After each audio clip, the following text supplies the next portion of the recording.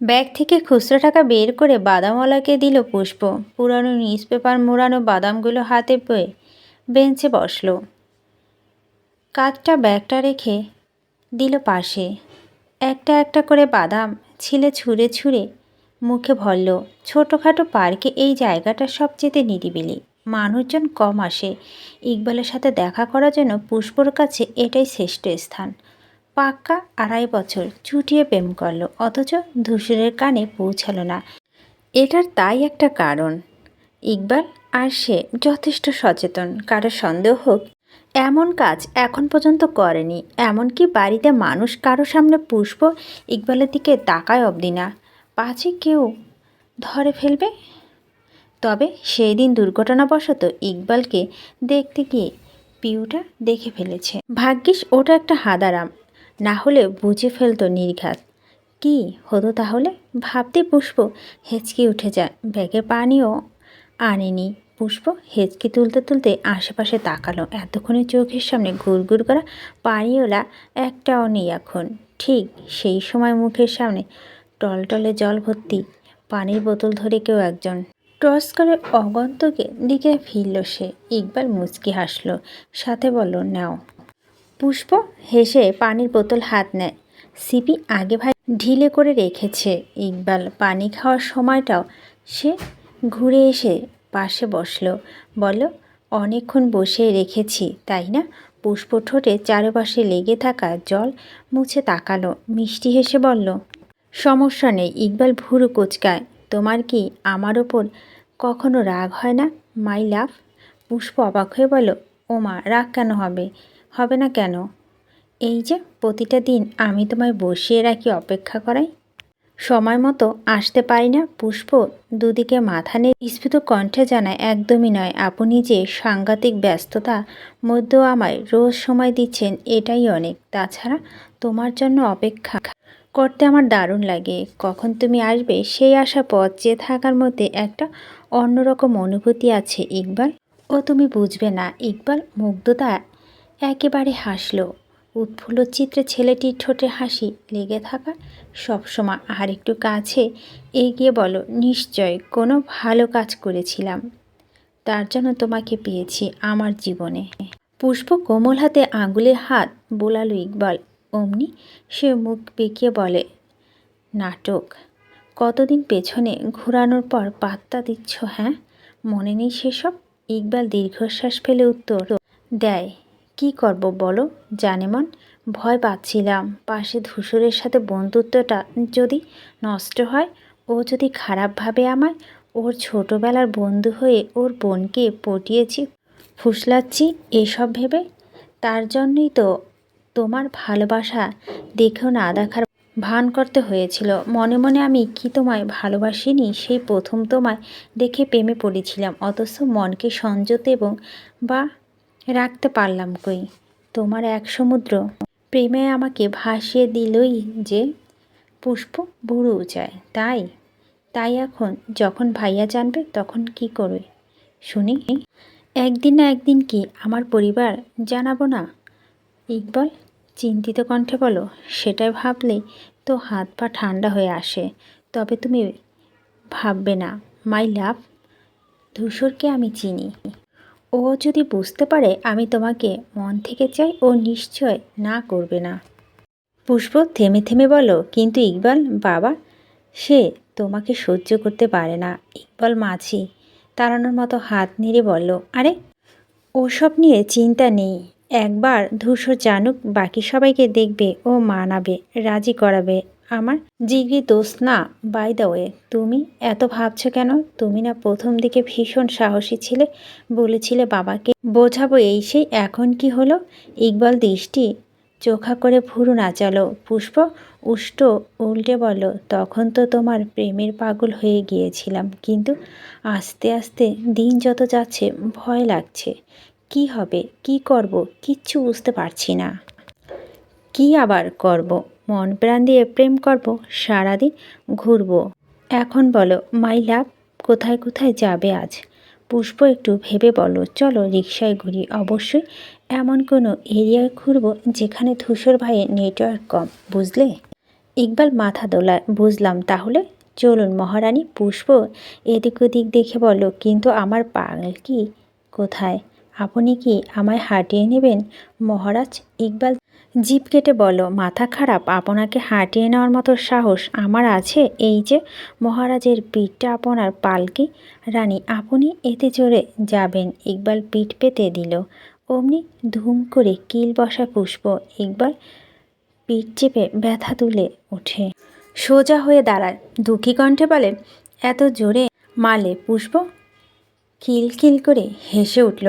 ওর মুখভঙ্গি দেখে ইকবাল সব ভুলে চেয়ে থাকে নিষ্পলক প্রতিধ্যানে। পকরুক করে মনকে জানায় এই হাসির জন্য সে জান লুটিয়ে দিত প্রস্তুত। পিউরের কাণ্ডকারখানা দেখে দেখে হয়রান পড়ছে সাদিব। গত পরশু থেকে মেয়েটা ওকে দেখলে মিটিমিটি হাসে আর গাইছে উৎফট সব গান। এরকম গান বাপের জন্ম শোনেনি সে। একটু আগেও শুনিয়ে গেল। আর সে থেকে সাদিব চেহারা গুটিয়ে দরজার দিকে চেয়ে আছে। পিউরের মাথায় হঠাৎ কিসের ভূত চাপল কে জানে। তার ভাবনার মধ্যে ঘরে ঢুকে জবা বেগম, হাতে দুধ ভর্তি লম্বা কাচের গ্লাস ছেলের দিকে বাড়িয়ে দিয়ে বলল, নে বাবা, গরম গরম খেয়ে ফেল দেখি। সাদিব তাকালো, দ্বিরুক্ত না করে গ্লাস হাতে নিয়ে চুমুক দিল। তার মায়ের কাছে সে এখনও ছোট্ট বাচ্চা বিদায় রোজ রাতে এক গ্লাস দুধ দেবেন, না হলে নাকি গায়ে শক্তি হয় না। সাদিব হাজার মোসরামুসরি করলো, লাভ নেই সেখানে। ইমোশনাল ব্ল্যাকমেল করে হলো জবা বেগম খাওয়াবেন, খাওয়াই ছাড়বেন। তাই আর সাদিব আপত্তি করে না। যেখানেই লাভ নেই সেখানে কথা নষ্ট করে এনার্জি খোয়ানোর মতো লোকসান সে করে না। জবা বেগম পাশে বসলেন, উজ্জ্বল মুখমণ্ডল। সাদিব গ্লাসে চুমুক দিতে দিতে বলল, কিছু বলবে? জবা বেগম মাথা নেড়ে বলল, না। কি বলবো? ও জবা বেগম মন দিয়ে ছেলের দিকে চেয়ে রইলেন। তার গায়ের রং শ্যামলা বলে কত কথাই না শুনছে জীবনে। এ বাড়িতে বাকি বউরা যেখানে ফর্সা সুন্দর, সেখানে তিনি ছিলেন বড়ই বেমানান। যদিও আজমল বা এর বাড়ির কেউ বিন্দুমাত্র তাকে হেয় করার কথা বলেনি।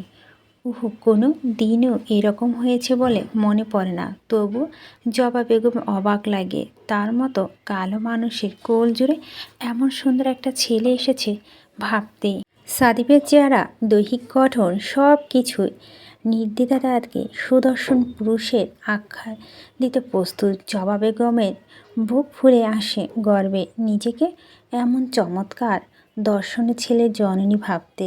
ওদিকে পুষ্প, ওটাও কম সুন্দর। যেমন রূপ তেমন গুণ, ভদ্র শান্ত। জবা বেগম মনে মনে এঁকে ফেললেন ওদের পাশাপাশি বসা একটা ছবি। ইস, কি দারুণ মানিয়েছে দুজনকে ভেবেই হেসে ফেললেন।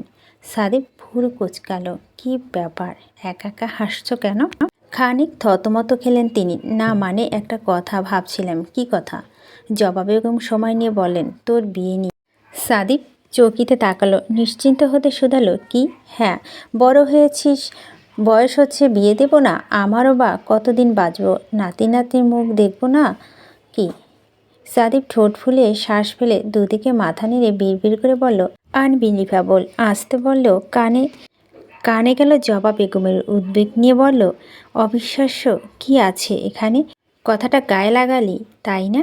হ্যাঁ, হঠাৎ কি হয়েছে বলো তো? আমায় বিয়ে নিয়ে বললে কেন? ভাইয়া আছে, সিরিয়াস, পুষ্প আছে, এরপর আমি। অনেক দেরি এখনও। তাছাড়া সবে সবে চাকরি পেয়েছি, এখনই বিয়ে টিয়ে করলে কনসেন্ট্রেশন ঘুরে যাবে। আরে এত দূর তোকে কে ভাবতে বলেছে? তুই মন দিয়ে কাজ করবি, তোর বাপ কেউ বাধা দেবে না। আচ্ছা ঠিক আছে, তোমাকে একটা কথা বলতে তো আপত্তি নেই? তোর কেমন মেয়ে পছন্দ বর্ণনা শুধু দে, তাহলেই হবে। সাদিব ল্যাপটপ বন্ধ করে তাকালো। কেন? জেনে রাখি, ছেলের পছন্দ জানতে পারি না? আমি তো তোর বন্ধুর মতোই, তাহলে কি সমস্যা? সাদিব ফোঁস করে নিঃশ্বাস ছাড়ল, মুচকি হেসে বলল, আমার যেমন মেয়ে পছন্দ সেরকম মেয়ে আমার আশেপাশেই থাকে, আমাদের সবার চোখের সামনে। তোমার কষ্ট করে খোঁজার দরকার নেই, সময় হলে আমি জানাবো। ওকে, এখন কাজ করতে দাও মা, কাল অফিসে আমার প্রেজেন্টেশন আছে।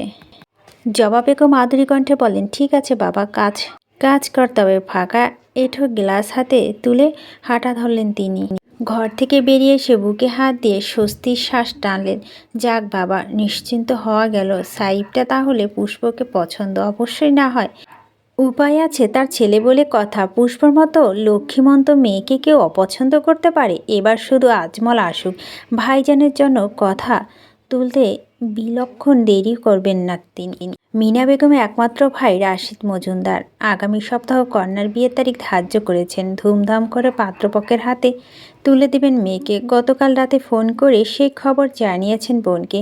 আজ দুপুরে কাঠ পৌঁছে দিলেন বাড়ি দরজায়। সেখানে শিকদার বাড়ি প্রত্যেকে আগমন তার কাম্য। বহু বছর দেখা সাক্ষাৎ হয়নি। মিনা বেগম প্রস্তাবখানা রাখতেই সকালে হই হই হয়ে উঠল। পিউ এক ধাপ এগিয়ে চেঁচিয়ে জানালো, আমি যাব আম্মু, আমি যাব। পুষ্প ওর মাথায় চাটি মেরে বলল, আমাদের কাজিনের বিয়ে, আমরা যাব না? গদ্ধ। পিউ মাথা ডলতে ডলতে বোনের দিকে তাকায়, পরপর মনস্তব করে বলে, কিন্তু কি পরে যাবে? আমার তো কোনো ভালো জামা নেই আপু।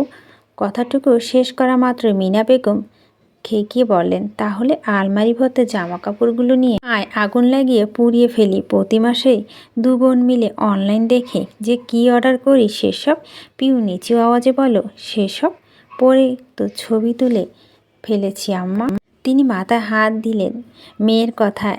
এখন কি প্রত্যেকটা ছবির জন্য আলাদা আলাদা জামা কাপড় লাগবে? এই মেয়ের আলতাফ শিকদার ও হয়ে সাফাই গিয়ে বললেন, আরে ভাবি, এখন তো ওদের বয়স, ওরা করায়। আপনি বা এমন কেন বলছেন বলুন দেখি? থাক পিউ মামনি, এই বিয়ে উপলক্ষে তোমাকে একটা সুন্দর জামা কিনে দেব আমি, কেমন? পিউ ঝলমলিয়ে ওঠে, আর আমি, আমাকে বুঝি দেবে না? পুষ্প বাচ্চামো কণ্ঠে। আলতাফ শিকদার হাসলেন, বললেন, নিশ্চয় দেব। আমার মায়েদের না দিলে হবে নাকি? দুবোন গিয়ে দুপাশ থেকে গলা জড়িয়ে ধরো আলতাফের। পিউ তো ঝুলতে ঝুলতে বলো, চাচ্চু তুমি কত ভালো। হয়েছে হয়েছে, এবার সর তো তোরা, আগে আলোচনা খানা শেষ করতে দে। মায়ের কথা। দুবোন সরে আসে, বসে পড়ে আগে যায়। মিনিটের মাথার উপর থেকে নামলো সাদিপ, বসে গেল পিউরের পাশ ঘেঁষে। টি টেবিলের ওপর থেকে চানাচুর বাটি হাতে তুলল। চিবোতে চিবোতে বলো, কি চলছে রে এখানে? বর্ষাপুর বিয়ে সে আলোচনা? সাদিপ ঠোঁট গোল করে বলল, ও মিনা বেগম ওকে দেখতে ব্যস্ত কণ্ঠে শোধালো, হ্যাঁ রে সাদিপ, তুই যেতে পারবি তো বাবা?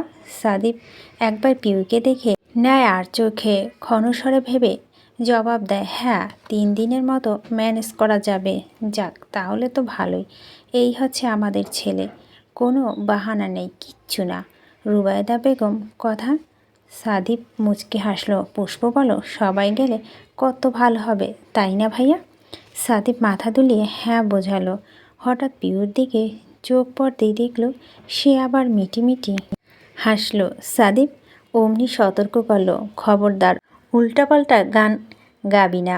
পিউ ফিক করে হেসে বলো, না না, সবার সামনে কি এসব গান গাওয়া যায়? এগুলো আপনাকে আলাদা শোনাবো। আলোচনার সবাই ধূসর ব্যতীত বাকিরা উপস্থিত। আমজাদ শিকদার সিগন্যাল সোফায় বসে এতক্ষণ স্ত্রীর সব কথা শুনছিলেন। তিনি বিরক্ত নিতেই ঘোষণা দিলেন, বেশ তো যাও তোমরা, বাচ্চাদের নিয়ে ঘুরে এসো। মিনা বেগম জ্বলন্ত শিকার ন্যায় ফুলকে বললেন, তোমরা যাবে মানে? আপনি যাবেন না? আমজাদ সাহেব বলেন, আমার সময় হবে না। আলফাত বলল, ভাইজান না গেলে আমি যাব না ভাবি। পাশ থেকে আনিসও মিনমিনিয়ে জানিয়ে দিলেন একই কথা। ব্যাস, যা ভেবেছিল তাই হচ্ছে। মিনা বেগমের মাথা গরম হয়ে গেল। কেঁপে বলেন, বাবা, কাউকে যেতে হবে না। আমার বাপের বাড়ি যাওয়ার প্রসঙ্গে এলে তোমাদের ভাইদের কাহিনী সংলাপ শুরু হয়। নিজেও যাবে না, ইনিয়ে বিনিয়ে আমাদেরকেও যেতে দেবে না। সব চালাকি বুঝি আমি। বয়স হলে কি হবে, শয়তানি কি আর কমে? বলতে বলতে কেঁদে ফেললেন মিনা বেগম। পিউ পুষ্প মাথায় হাত দিয়ে হাঁটুর ওপর ঝুঁকে গেল। বিয়েতে যাবে সব এক্সাইটমেন্ট দফা রফা দেখে হতাশ তারা। আমজাদ শিকদার বলেন, আহা, আমি তো তোমাকে যেতে বললাম, তাও কাঁদছ কেন? আমি কি একবারও বলেছি তুমি যেও না? এই রুবি, জবা, তোমরা বলো। বলছি। তারা দুজন বললেন, মহা বিপদ। কার পক্ষে কি বলবে কেউ বুঝে উঠলেন না। শেষে সুমনা বেগম আস্তে ধীরে বলেন, আপা, কত বছর বাপের বাড়ি যায়নি ভাইজান। আপনারা না গেলে উনি কি করে যাবেন? আমারই বা কেমন করে যাই? পরিবার সবাই মিলে যাওয়ার মধ্যে যে আনন্দ, সেটা কি আর এভাবে ভাগ ভাগ করে গেলে পাবো বলুন?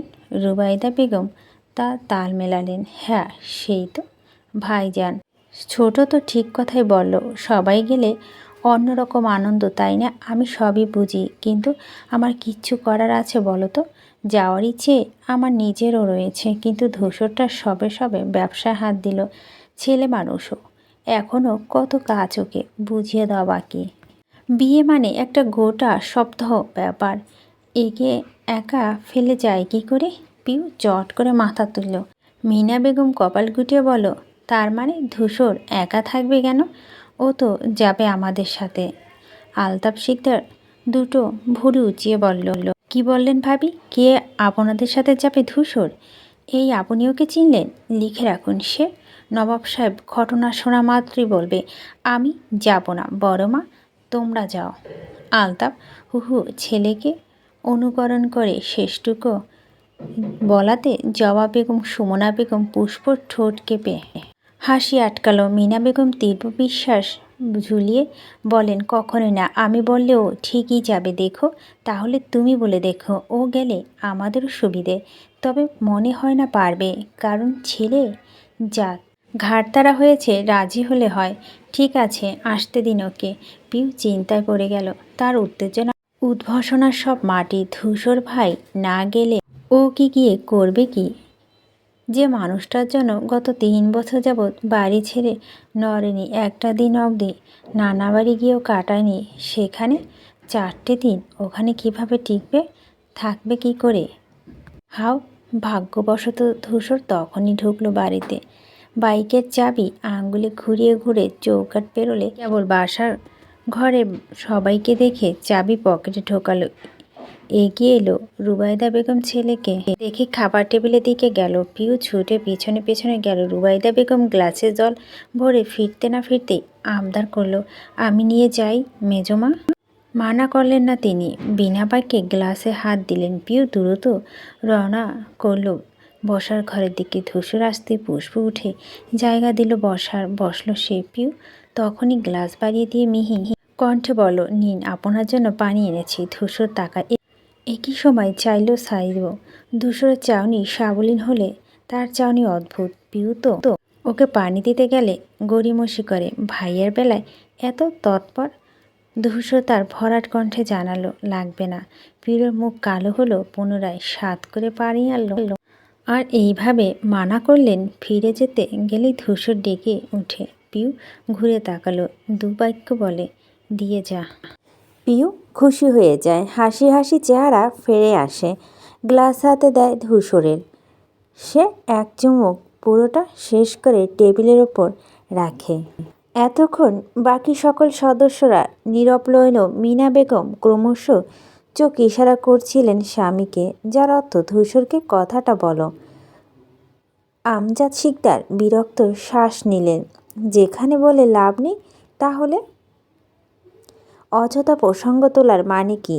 কিন্তু স্ত্রীর মন রক্ষাতে আর বাড়িতে তার শান্তির খাতিরে এইটুকু করা উচিত। না হলে এই মহিলা আবার কেঁদে কেটে জলে পুকুর বানাবেন। ধূসরের জলপান শেষ হওয়া মাত্রই আমজাদ শিকদার গলায় খাকিরে দিয়ে সবার মনোযোগ ঘোরালেন। সরাসরি ওকে প্রশ্ন করলেন, বর্ষার কথা মনে আছে তোমার ধূসর? ধূসর ভাবতে গেলেই পিউ আগ বাড়িয়ে জবাব দেয়, আমার মামাতো বোন ধূসর ভাই। মনে নেই আপনার? সে যেবার এলো, নাচতে গিয়েও মেঝেতে আচার খেয়ে পড়ে গেছিল। কথার মাঝে মেয়ের বা হাত ঢোকানোয় বিতৃষ্ট হলেন আমজাদ, তবুও বললেন না কিছু। অথচ মিনা বেগম সঙ্গে সঙ্গে চোখ পাকিয়ে বললেন, তুই বড়দের মধ্যে কথা বলছিস কেন? পিউ চুপসে যায়। পুষ্প কানে কানে ফিস ফিস করে বলে, তুই যে কবে মানুষ হবি? পিউ দম ফেলে। আসলে সে কবে মানুষ হবে, কবে একটু বুদ্ধি হবে ওর? ধূসর জানালো, হ্যাঁ মনে আছে। হঠাৎ এই কথা? মিনা বেগম ধৈর্যহীন কণ্ঠে বললেন, আমি বলছি হয়েছে কি, আগামী শুক্রবার ওর বিয়ে। পুষ্পর মামা আমাদের পুরো পরিবার সমেত দাওয়াত দিয়েছে। বারবার করে বলেছে আমরা যেন সবাই যাই। ভালো খবর, যাও তোমরা ঘুরে এসো। মিনা বেগম হতভম্ব হয়ে আলতাপের দিকে তাকালো। তার ঠোঁট বিজয়ের হাসি। একদম কথাখানা কাটায় কাটায় ফলে গেল যে। রুবেদা বেগম বলেন, তুই যাবি না? ধূসর এক বাক্যে বলে দিল, না। ব্যাস, সবাই সমস্ত আয়োজন ফুস হয়ে উড়ে গেল। পিউর আনন্দ নেতিয়ে পড়ল লতার ন্যায়। মিনা বেগম বড় আহ্লাদি স্বরে শুধালেন, কেন রে ধূসর, কেন যাবি না বাবা? না যাওয়ার কারণটা কি? তুমি তো জানো বড়মা, আমার এসব প্রোগ্রাম ইরিটেশন হয়। মিনা বেগম কেঁদে ফেললেন আবারও। তা তো হবেই, আমি তো কেউ না। আমার বেলায় সবাই কত শত ঝামেলা হয়, কাউকে যেতে হবে না, কোনো বিয়ে বাড়ি যাব না, ঘরে খিল দিয়ে বসবো আমি। খবরদার কেউ আমার দরজায় টোকা ফেলবে না বলে দিলাম। সবাই উদ্যত হলে তাকে বোঝাতে, তিনি চাইলেন না শুনতে। নাকে আঁচল ধরে সিঁড়ির দিকে এগোবেন, তখনই ধূসর প্রশ্ন করে, তুমি চাও আমি বিয়েতে যাই? মিনা বেগম দাঁড়ালেন, ভেজা গলায় বলেন, হ্যাঁ চাই তো। ধূসর ছোট্ট শ্বাস ফেলে বলল, বেশ, যাব। প্রত্যেকের মুখে হাসি ফুটলেও পিউরের চেহারা জ্বলে উঠল। অনুজ্জীবিত তারার ন্যায় আলো ছড়ায়। মিনা বেগম চোখ মুছতে মুছতে এগিয়ে এলেন, খুশি খুশি কণ্ঠে বলেন, সত্যি তুই যাবি? আমি জানতাম আমার ধূসর আমার কথা ফেলবে না। কি মেজো ভাই, দেখলেন তো? আলতাপ শিকদার একটু চুপ থেকে বললেন, হ্যাঁ তাই তো দেখছি। মিনা বেগম অতি আনন্দে লুতিয়ে বলেন, ঠিক তখনই ধূসর জানালো, কিন্তু আমি তোমাদের সাথে যাব না। একেবারে বিয়ের দিন গিয়ে বিয়ে অ্যাটেন্ড করে চলে আসব। পিউরের আনন্দিত মুখমণ্ডল ঠুস করে ফেটে যায়, হাসিটা অশেষ। মিনা বেগম তবদা খেয়ে বলেন, অ্যাঁ? ধূসর উঠে দাঁড়ালো, বলল, হ্যাঁ তুমি কাঁদছিলে তাই যাব, এর বেশি আমাকে দিয়ে সম্ভব নয়। বলে দিয়ে সে রুমের দিকে হাঁটা ধরে। আলতাপ শিকদার তার প্রস্থান দেখে দেখে বিরক্ত হয়ে মাথা নাড়ালেন। পুরনো প্রশ্নটা রয়েই গেল, এ ছেলে কার? ধূসর যখন বলেছে যাবে না, তখন সে যাবেও না। পিউ হাঁসফাঁস করছে। ধূসরকে রেখে ওখানে চারটে দিন তার কাছে 400 বছরের সমান। কি করে থাকবে? পিউর ঘরময় পায়চারি করে উপায় পেল না ধূসরকে রাজি করানোর। যেখানে তার মায়ের কান্নাকাটি দেখো পাষণ্ডটা মন গলেনি, সেখানে সে তো দুধ ভাত। পিউ হাত কষলে কষলে হাঁটছে, মাথার মধ্যে উদ্ভট হচ্ছে না কোনো বুদ্ধি। শেষমেশ ক্লান্ত হয়ে দাঁড়িয়ে গেল। ওদিকে পুষ্পর অবস্থা বেগতিক। ইকবাল যখন থেকে জেনেছে সে তার মামা বাড়ি যাবে, সেই মুহূর্তে শুরু হয় তার হাজারখানেক নিষেধাজ্ঞা। বিয়ে বাড়িতে কত ছেলে পেলে থাকবে, এই করবে না, সেই করবে না, বেশি সাজবে না। শুনতে শুনতে পুষ্প মেজাজ বিগড়ে গেল। প্রত্যেকবার কোথাও যাওয়ার জন্য উঠলে ইকবাল এমন করে। পুষ্প রেগে মেগে বলে, আমার যা মন চায় তাই করব, রাখো তো ফোন। সংসারে আগুন লাগিয়ে পুষ্পর লাইন কাটল। পরপর সেটাকে ছুঁড়ে ফেলে বিছানার উপর। নিজেও ধপ করে বসে পড়ল পাশে। এই পুরুষজাতি মেয়েদের একটু বিশ্বাস করে না। আরে বাবা, যেখানে তার হৃদয়ে জুড়ে মানুষটার বসবাস, সেখানে এসব শিখে দিতে হয়? সে তো এমনিতেও কোনো ছেলের সাথে কথা বলে না। অসহ্য। পরের দিন সকালবেলা ধূসর অফিসের জন্য তৈরি হয়ে ঘর ছেড়ে বের হয়। সিঁড়ির গোড়ায় আসতে দেখে পিউ দাঁড়িয়ে দাঁড়িয়ে কথা বলছে ফোনে। ধূসর ভুরু বাঁকালো। এই সাত সকালে কার সঙ্গে কথা বলছে ও?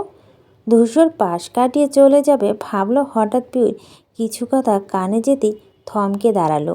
পিউ দেয়াল খুঁটছে হাত দিয়ে, অন্য হাতে ফোন। ওপাশে কাউকে হেসে হেসে বলছে, আরে তুই তো জানিস না বর্ষা আপুর খালাতো ভাই আছে একটা, রোহান নাম, যা সুন্দর দেখতে, এত হ্যান্ডসাম, ড্যাশিং, উফ দেখলে মনে হয় চেয়ে থাকি। সেই কবে দেখেছিলাম। এবার আপুর বিয়ে উপলক্ষে উনি আসবেন না শুনলাম।